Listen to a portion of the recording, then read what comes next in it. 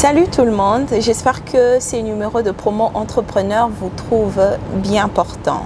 Ces numéros vont être exceptionnels parce qu'aujourd'hui nous avons l'honneur d'accueillir, ou devais-je dire, d'être accueillis par une dame qui a un sens novateur, une dame inspirante, une dame créative, une dame qui arrive à rendre les événements de ses clients exceptionnels.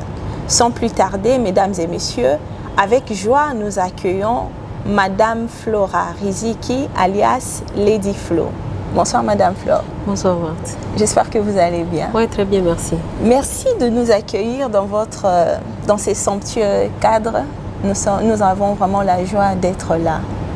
Alors, pour les personnes qui vous découvrent, comment vous vous présentez? Je réponds au nom de Flora Riziki. Je suis une femme mariée avec deux enfants, une fille et un garçon. J'évolue dans un monde événementiel depuis 2017 jusqu'à aujourd'hui. Je suis toujours dans ce monde-là. On a commencé avec les salles de fête ou bien les espaces événementiels. Ok. Merci beaucoup. Pourquoi tant de modestie? Vous êtes connue, vous êtes pas tant que ça. L'une des meilleures de la ville quand même. Monde événementiel, bon, pour ceux qui évoluent dans ces domaines-là peut-être, mais bon. Oui. À ce que moi je sache, on arrivait déjà à 3 salles de fête à Kinshasa. C'est clair que ça marche bien et que vous faites bien votre travail. Bon, c'est une grâce. Et on fait l'effort de faire notre travail comme tu l'as dit. En fait, notre objectif, c'est de satisfaire notre clientèle. Alors, c'est ce qui fait notre succès. Alors, avant que vous ne commenciez, je suppose que vous aviez en votre possession un peu de cash, disons cela. Alors, pourquoi n'avoir pas investi dans un autre domaine, si ce n'est celui de l'événementiel? Qu'est-ce qui vous a poussé à vous investir, à vous lancer dans le domaine événementiel? Avant d'investir dans n'importe quel projet, que ce soit même l'exemple que tu as invoqué, les vêtements et je ne sais pas quoi, ça demande d'abord une réflexion. Tu te mets là, tu réfléchis, tu dis non, je veux m'investir dans tel domaine. Tu pèses les pour et les contre, tu fais l'étude du marché, tu regardes si ça va le faire. Je dirais même l'étape de moyens, ça vient après. Et c'est par là que tu regardes toutes les options et tu te dis non, est-ce qu'avec ce que je compte faire, est-ce que ça va aller avec les moyens que j'ai? Alors, quand je suis exposée en tant qu'entrepreneur en événementiel, je ne parle pas seulement à mon nom.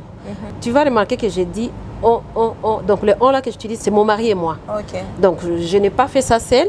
Il y avait toujours, en fait, j'ai un mentor. Peut-être que ce n'était pas le moment d'en parler, mais j'en profite d'insérer ce point. Il y a un mentor, il y a quelqu'un qui m'a toujours appris à travailler.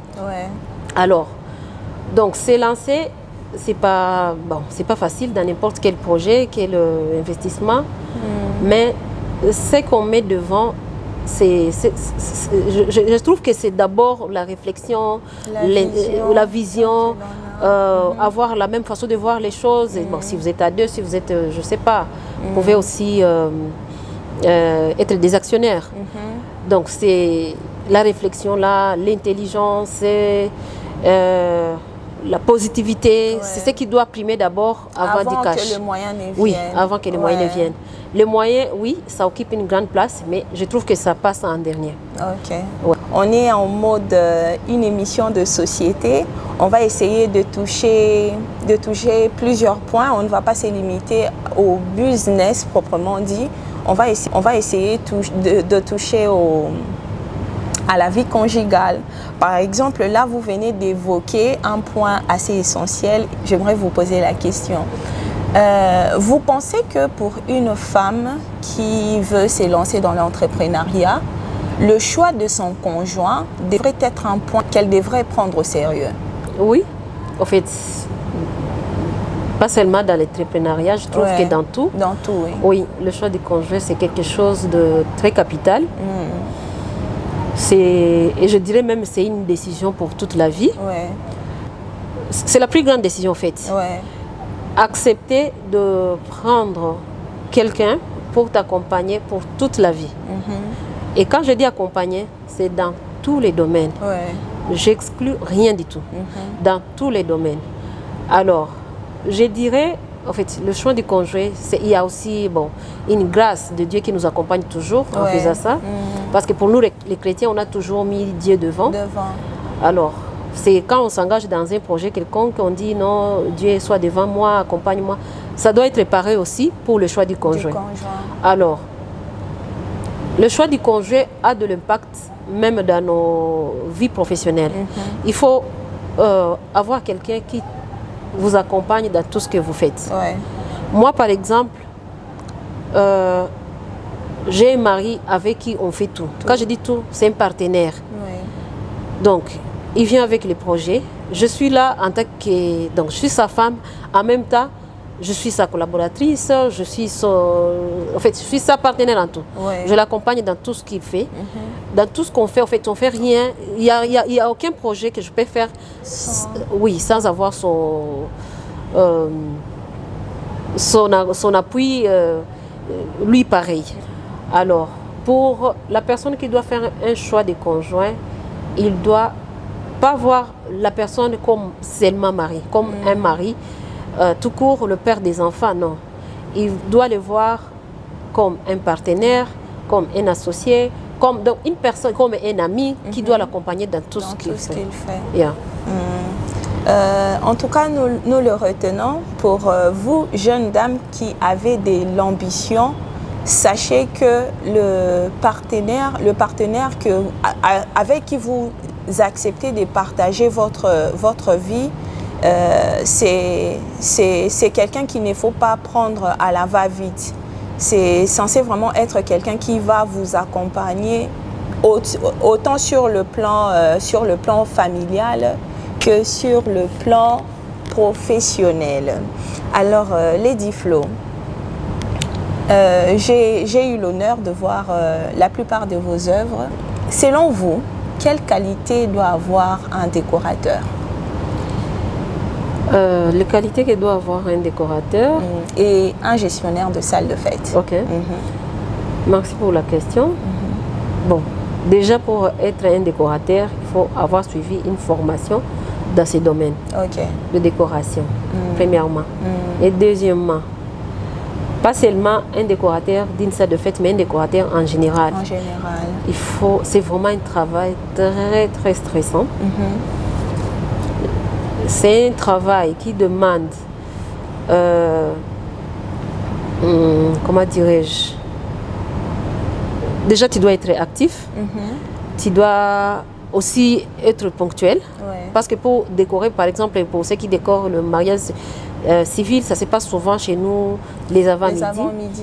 Alors il faut avoir la ponctualité, il faut être dynamique et pour... finir en général, il faut avoir le sens de gestion des crises. Parce qu'il y a beaucoup de choses qui arrivent ici, qui nous arrivent plutôt. Des imprévus. Des imprévus. Il y a des changements de la dernière minute. Il y a des humeurs de personnes dont nous sommes censés gérer. Il y a le climat des fois qui nous fait défaut. Bon, là, je parle souvent pour les événements qui se passent. Alors, c'est un peu ça. Bon, ça demande beaucoup de choses, mais en général, ça tourne autour de ça.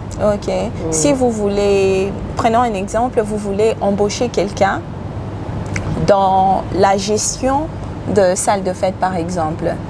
Quels sont les atouts sur lesquels vous serez assez regardant sur cette personne?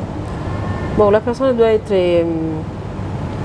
Bon, c'est un travail, si vous êtes formé, je dirais, n'importe qui va le faire. Bon, quand je dis n'importe qui, donc celui qui a La volonté, le courage. Oui, et le niveau, bon, quand je dis le niveau, quand même, il doit avoir quand même un niveau d'études. Ouais. Parce que ça reste la gestion d'une entreprise. Ouais. Mais j'ai toujours su que pour évoluer dans ce monde, dans ce domaine plutôt, il faut être disponible. Ouais. La disponibilité, c'est quelque chose qui prime vraiment dans ce domaine d'événementiel. La disponibilité, mais comme on a dit aussi pour les décorateurs, le dynamisme et puis la facilité de communiquer. De communiquer. Et la courtoisie. La courtoisie, accueillant, être accueillant et puis bon, c'est un peu tout, c'est un peu ça. D'accord. Ouais, tout tourne autour de ça la plupart. Ok. Quand vous vous êtes lancé, quelles sont quelques difficultés que vous avez eu à rencontrer? Si c'était à refaire par exemple, qu'aurez-vous fait mieux qu'à cette époque-là? Bon, dans tous les domaines, il y a les difficultés. Ouais. On a eu, en fait, on s'est lancé dans un domaine qu'on ne maîtrisait pas trop. Ouais. Bon, aujourd'hui, par exemple, on a la facilité. Bon, quand je dis la facilité, donc c'est-à-dire qu'on a déjà évolué d'une façon qu'on a la maîtrise de beaucoup de choses. Ouais. Si aujourd'hui on dit non, on doit ouvrir notre salle, c'est facile par rapport à la première. À la première. Agora, ça a été une expérience. Bon, je dis Agora parce que ça a été la première salle. Ouais. Ça a été vraiment dur.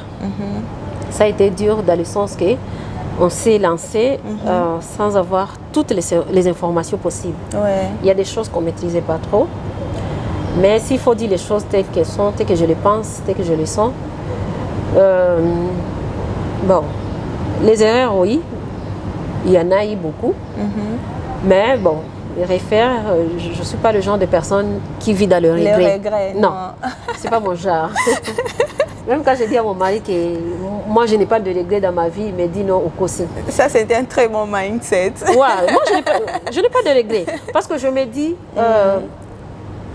les côtés négatifs, les erreurs, tout ce qui arrive là, c'est pour nous donner une leçon. Une leçon. C'est pour nous donner une leçon, c'est pour nous apprendre quelque chose. Alors si on doit le prendre dans le sens de regret, là je trouve que c'est pas une bonne chose de faire les choses. C'est pas une bonne chose de faire les choses, de voir les choses non plus, parce que ça ne nous pousse pas à évoluer. Moi je trouve que ça fait reculer. L'important c'est de garder ces leçons qu'on a apprises de ces erreurs. Oui, on garde les leçons, on dit non, ici j'ai échoué, ici j'ai fait ce qu'il ne fallait pas, ok, demain je vais faire mieux. Et si je dois être là en train de regretter, donc je fais travailler ma tête dans la négativité, ce qui n'est pas une bonne chose. D'accord. Pour quelqu'un qui souhaite se lancer dans ce domaine, quel conseil vous lui donnerez? Bon, le domaine de ça de fête, c'est précisément de quoi bien dans tout en général. Dans l'événementiel en général. L'événementiel.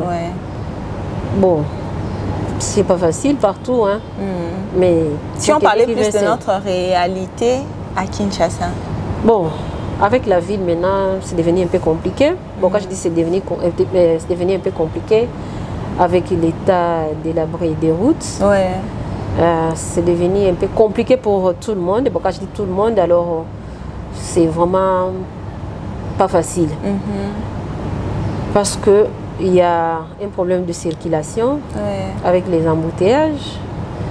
Donc, deux fois, ça ne facilite pas des choses. Je dirais même que ça vraiment, ça ne nous aide pas trop. Oui, parce que l'une des choses qui m'emmènerait, moi, par exemple, qui suis cliente, au choix d'une salle de fête, ce serait l'accessibilité, par exemple. Oui, nous avons un bon emplacement, ce qui est vrai. Alors, on continue toujours à travailler. On ne manque pas de clients, bon, dans le sens que, quand même, on a des fêtes. Il y a les gens qui viennent vers nous. On a déjà fait un nom. Mais bon, on aimerait bien que les choses changent. Celui qui veut se lancer, bon, ils peuvent toujours se lancer. Hein. Kinshasa, c'est une grande ville, il y a toujours quelque chose à faire, que ce soit dans les domaines événementiels, que ce soit dans d'autres choses. C'est une ville qui donne beaucoup de facilités, je dirais, beaucoup de facilités dans le monde des affaires. Dans le monde des affaires. Ça donne beaucoup de facilité à celui qui sait faire une bonne étude de son marché, Par exemple, pour essayer de résumer ce que vous avez dit, pour moi, par exemple, qui veut me lancer dans le business des salles de fête, il faudrait déjà choisir un espace qui serait plus ou moins accessible, bien que les réalités des Kinshasa ne sont pas faciles. Si on veut se faire accompagner, des prestataires qui ont de qualités telles que le dynamisme, le sens, qui ont le sens de la ponctualité, qui sont courtois et beaucoup d'autres qualités dont Madame Flora nous a parlé. Dans votre introduction, vous nous avez dit que vous étiez une mère de famille, que vous étiez maman de beaux enfants. Et comment vous arrivez à gérer le monde professionnel à la vie de famille? Comment vous arrivez à le faire? Bon, pour le moment en général, moi j'ai toujours dit que cela ne crée pas de problèmes. Ce n'est que votre avis. Oui, voilà. J'ai toujours dit que les femmes sont fortes plus que les hommes. Parce que quand la Bible dit qu'il va créer une aide.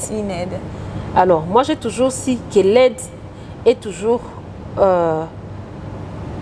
forte. Que c'est lui à qui on apporte de l'aide. Voilà, c'est ce que je voulais dire. Parce que en tant que femme, là je parle de femmes en général, on arrive toujours à nous partager. Ouais. On est au boulot, on est à la maison, on est je ne sais pas où, on fait vraiment la part des choses. Alors, s'il faut parler maintenant de ma façon de faire les choses, je fais vraiment un effort de faire mon travail de maman, faire mon travail de femme, et mon travail d'événementiel. Alors, mais pour être honnête, il y a toujours quelque chose qu'on va négliger un tout petit peu. Bon, quand je dis négliger un tout petit peu, donc quelque chose que tu vas vraiment sacrifier ton temps plus que l'autre. Parce qu'on ne peut pas tout faire de la même façon. On essaie un peu d'être partout, un peu à la fois. Et aussi pour celles qui ont les enfants, je dirais plus que les enfants grandissent, alors il y a aussi moins de temps à sacrifier par exemple aux enfants. Par exemple, quand ils sont tout petits. Oui, quand ils sont tout petits.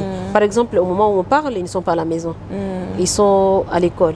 Alors, si j'avais un bébé, donc ça allait être le contraire. Donc, il allait avoir un bébé qui est à la maison, qui a besoin peut-être de sa mère.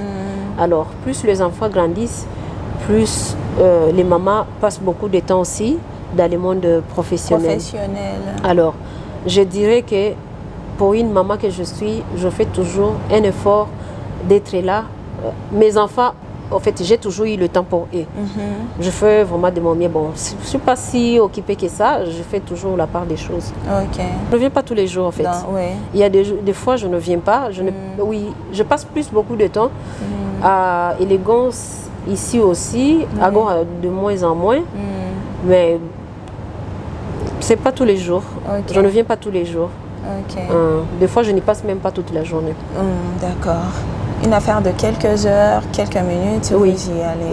Des fois aussi par rendez-vous. Alors, la gestion de ressources humaines, qu'est-ce que vous en dites?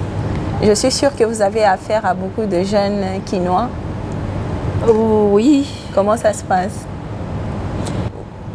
Pour l'entreprise, ça va. On arrive quand même... La gestion se passe bien. Il n'y a pas de souci. À partir des gérants et puis...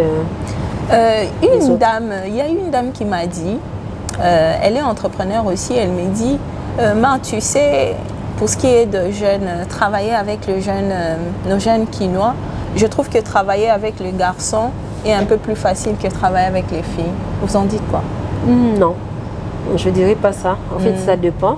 Quand on a la chance d'avoir une bonne personne, que ce soit une fille. Moi, je me suis toujours... En fait, peu importe, fille ou garçon, je suis toujours à l'aise avec tout le monde qui prend son travail au sérieux. Oui. Nos gérants sont plus les garçons. Bon, on a aussi les filles, les femmes, je dirais. Mais, en fait, je crois que c'est juste une coïncidence le fait d'avoir... je crois qu'ici, il y a 2 garçons. Bon, la plupart de nos gérants sont des garçons, mais on a aussi les filles. Ouais. Mais, bon, quand on engage, on ne tient pas compte de ça. Nous, on prend seulement des personnes qualifiées. Les critères compétences priment au-delà du sexe. Oui, oui, garçons ou filles, bon, peu importe. Moi, je me suis toujours sentie à l'aise à travailler avec les deux. Pourvu que la personne fasse son travail comme il faut. Donc, le reste, c'est pas... ça ne dérange pas. Ok. J'aimerais qu'on parle un peu de gestion d'argent. Vous êtes dans un business l'argent, hein? qui génère quand même qui génère de l'argent différemment de quand vous avez commencé. Comment vous gérez l'argent? Bon, l'argent... Parce que s'il vous plaît, les entrepreneurs généralement, moi je prends le temps d'échanger avec eux. Il y en a qui au départ, la vision est encore là, les idées sont bien mises en place, ça ne changera jamais, mais ils sont plus en mode, on génère des recettes, on les réinvestit tous. Ouais. Tous. Non. Au début. Bon, en fait, normalement, le fait qu'on en a 3, ça devait répondre à une partie de la question. Ouais. Oui, l'argent, c'est pour l'investissement. Ouais. Une grande partie, je dirais. Bon, ça doit répondre aussi à nos besoins. À nos besoins. Donc, tout tourne autour de ça. Hein. Okay. Tout tourne autour de ça. Parce qu'on a commencé avec une salle. Maintenant, nous en avons 3. Ouais. Donc, on continue toujours à investir. On ne va pas s'arrêter là. Et peut-être qu'on va quitter aussi le... Bon, quand je dis quitter, ce n'est pas qu'on abandonne ça. On va aussi aller dans d'autres... Oui, explorer d'autres secteurs. Pour, on n'est pas obligé de rester toujours dans le domaine événementiel. Bon, mon mari d'ailleurs, il est dans l'immobilier. Bon, moi bientôt aussi, je vais annexer autre chose qui n'a rien à voir avec l'événementiel. Et d'autres choses aussi, toujours dans l'événementiel. Bon, l'argent, c'est l'investissement et à répondre à nos besoins. Parce qu'on a constaté avec certains entrepreneurs, il y en a même qui s'oublient. Oui, mais à quoi ça sert l'argent dans ces cas? En quoi ça sert? Ça sert à rien. Bon, tu vas voir quelqu'un qui s'oublie, qui est tout le temps. Oui, c'est pour investir, c'est pour remplir dans les... En fait. Bon, chacun a sa façon de voir les choses. Si c'est ça son objectif, bon, tant mieux. Mais le nôtre, c'est l'investissement et répondre à nos besoins. Parce que si on travaille, on a travaillé, on continue toujours à travailler, d'arrache-pied, c'est pour qu'on arrive à répondre à nos besoins. On continue l'investissement aussi pour qu'on se retrouve, pour que, en fait, on doit exploiter nos avoirs. On doit continuer à investir parce que si on n'investit pas, demain ou après-demain, on va se retrouver peut-être en train d'aller déposer les CV. C'est ça. Ce qu'on ne souhaite pas. Alors, quel conseil vous prodiguerez à la femme congolaise et aux jeunes Congolais en général? En général, je dirais de ne pas prendre les autres comme des responsables de nos échecs. Ça, en fait, c'est la première chose qui me revient en tête, que j'ai toujours dit aussi. Moi, j'ai toujours dit qu'on a toujours le choix dans la vie et d'assumer toujours nos décisions, nos actes, tout ce qu'on fait, tout acte qu'on pose. Je dis ça pourquoi? Parce que si la personne, parce que la jeunesse chinoise, on a une mauvaise réputation. Je dis ça en lingala, la plupart, bon, c'est la réputation que nous avons. Mais il y a des jeunes Quinois courageux qui travaillent vraiment dur. C'est pas tout le monde qui est goïgoï. Il y a des jeunes qui travaillent dur et avec comme objectif de faire quoi? De réussir. Et il y a une autre catégorie des jeunes qui sont là, qui pensent que la manne va tomber du ciel. Alors, c'est cette jeunesse qu'on va prodiguer le conseil s'il le faut. Alors, la vie se cherche quand on a encore la force. Quand on a encore la force de travailler, quand on a encore, quand on n'a pas encore beaucoup de choses en tête. C'est là où on doit fournir beaucoup d'efforts, c'est là où on doit fatiguer le corps, parce que la pauvreté fait mal plus que le travail. Ah ouais. C'est là où on doit travailler quand on est encore jeune, c'est là où on doit mettre les choses en ordre pour préparer demain. Alors, il y a beaucoup de choses, il y a beaucoup de gens qui vont dire, bon, des jeunes, on parle toujours des jeunes, qui peuvent dire, non, je n'ai pas de moyens de me lancer, je vais étudier, je n'ai pas de travail. Vous savez, tout le monde ne fait pas ce qu'il a appris à l'université. Non, non. Vous allez vous retrouver en train de faire, je ne sais pas, d'évoluer dans un domaine. Moi, par exemple, je fais la communication sociale. C'est pas forcément que tout ce que je fais, ça a du rapport avec la communication sociale, non. Vous voyez un peu. Alors, depuis, même avant l'événementiel, bon, tu le sais d'ailleurs, même avant l'événementiel, on a toujours travaillé pour nous-mêmes. Alors, il existe certaines activités, certains business qu'on peut toujours créer, même pas avec $1. Même pas avec $1. Il y a de certains services payants qui ne demandent même pas un investissement terrible. Un jeune Kinois préfère acheter un iPhone de $500 au lieu de prendre cet argent, envoyer ça en Chine, acheter quelque chose pour revendre ça ici. Alors, c'est cette quinoiserie-là qui tire la jeunesse quinoise, pour ne pas dire congolaise, parce que ce qui se passe à l'intérieur du pays, on ne maîtrise pas trop, on va se focaliser sur ce qui se passe ici. Oui, voilà.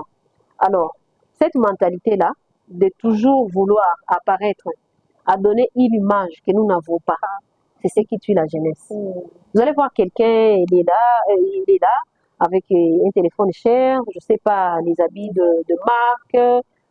C'est pas mauvais d'en avoir s'il y a les moyens. Mais ça ne doit pas être notre combat comme on le dit. Oh, tel iPhone, c'est mon combat. Oh, non. En fait, c'est pas ce genre de combat qu'on doit avoir. Des combats qu'on doit avoir, je ne m'en bakeno, Moussala, mon combat, Olukambo, mon combat. Ce genre de motivation, en fait. Mais bon, l'iPhone, tout ça, ça passe. Les habits des griffes, ça n'apporte rien, en fait. Quelqu'un peut avoir $1000 sur soi, il va pas avoir, il va pas chercher quelque chose à faire. En fait, Bazali, mais je crois qu'il va s'amouquer. Alors, il préfère avoir un téléphone coûteux pour faire des vidéos sur TikTok, pour faire beaucoup de vie. Je sais pas, Bimi Bamonier, il s'habille bien et tout, des trucs chers, coûteux. Pendant que cet argent, il peut faire avec autre chose qui va rapporter de l'argent. Alors, je dirais que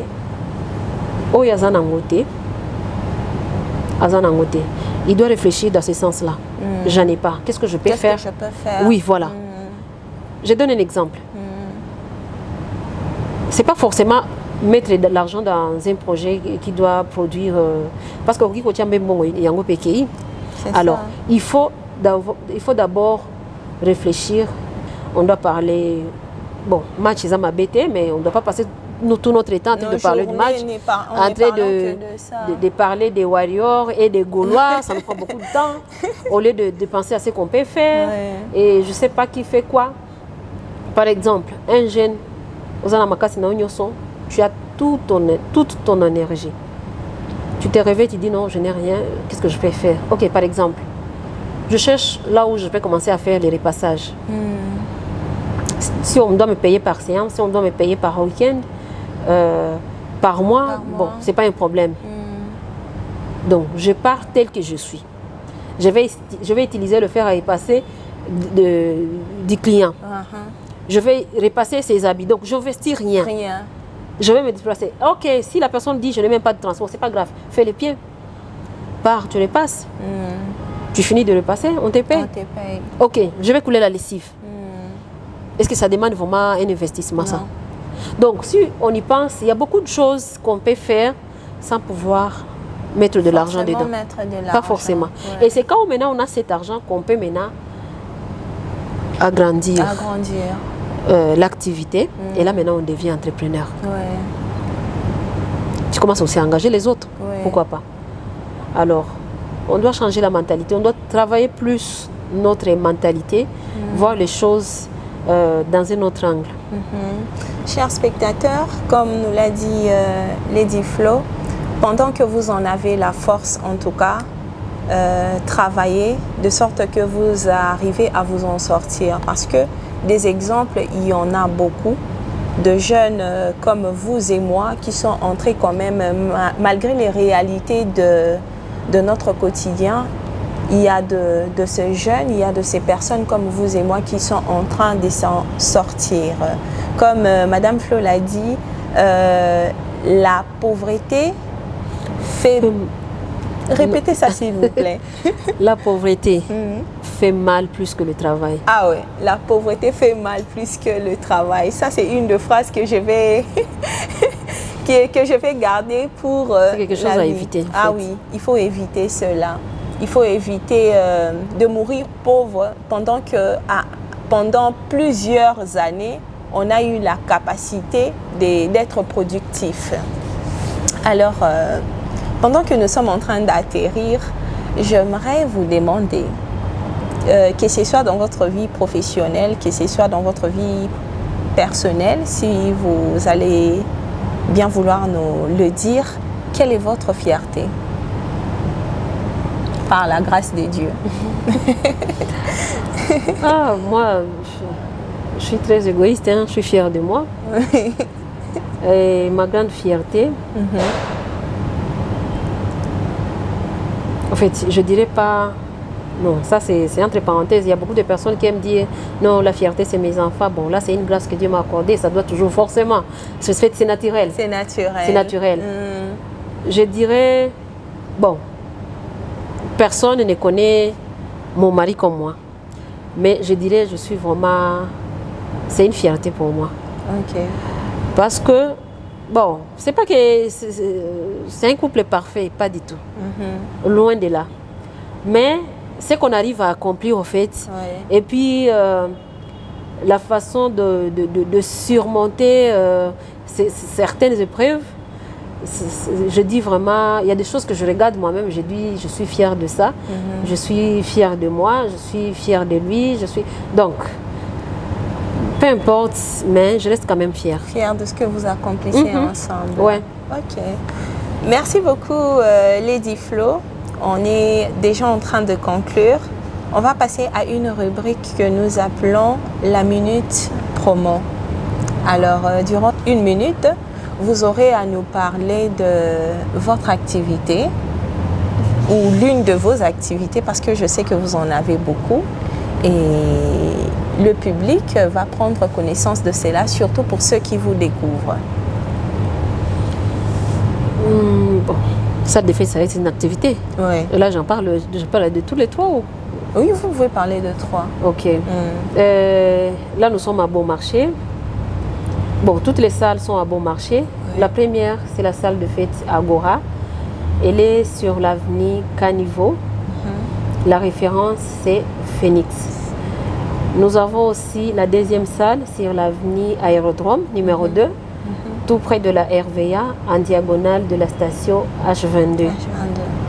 C'est la salle Élégance. Nous avons aussi la salle Prestige, c'est là où nous sommes d'ailleurs. C'est notre troisième salle. C'est sur l'avenue Kabamba, croisement Kabamba-Flambeau, en diagonale de Kilmarché, tout près de l'école Stella. Voilà. Merci beaucoup. Et j'en profite aussi pour dire que bientôt je vais ouvrir une boutique. Je suis en train de faire les travaux. Je crois au plus tard mi-juin, non, mi-mai. Mi-mai, bon, je dirais, je suis en train de voir, bon, les 11, en tout cas avant les 15. Au plus tard le 15. C'est pour les robes des mariés. Des mariés. Oui, les robes des mariés. Et la boutique sera précisément à la salle Prestige. Oui, au rez-de-chaussée. Chers téléspectateurs, au travers des images que nous allons vous balancer, vous allez voir le travail impeccable, le travail magnifique qu'abat la dame qui a été notre invitée d'aujourd'hui. Nous espérons que vous serez encore plus nombreux à nous suivre pour notre prochain numéro. Alors, nous nous disons à bientôt. Merci Lady Flo. Je vous en prie, merci à vous. Merci.